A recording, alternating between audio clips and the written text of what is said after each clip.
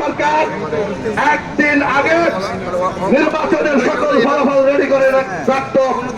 আমরা এখন এই নির্বাচন কমিশনের মাধ্যমে দেখছি একটি গোষ্ঠীর মাধ্যমে একটি গোষ্ঠীর প্রচারণায় এবং একটি গোষ্ঠীর চাপে আমরা দেখছি 1 মাস আগে থেকে তারা নির্বাচনের আমরা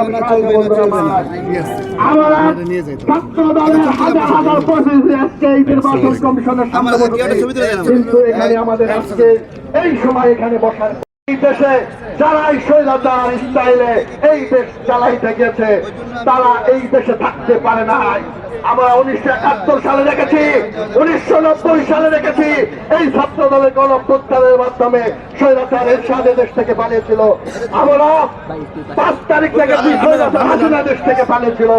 আবার যদি কেউ এই দেশে আবার ওই একই কায়দায় স্বৈরাচার প্রতিষ্ঠা করতে চায় তবে তারা বিনষ্ট হয়ে যাবে, বিচ্ছিন্ন হয়ে যাবে, এই দেশে থাকতে পারবে না। সংগ্রামী বাংলাদেশ ছাত্র দলের আপনারা সবাই অবগত, বাংলাদেশ জাতীয়তাবাদী ছাত্র দলের সব থেকে বেশি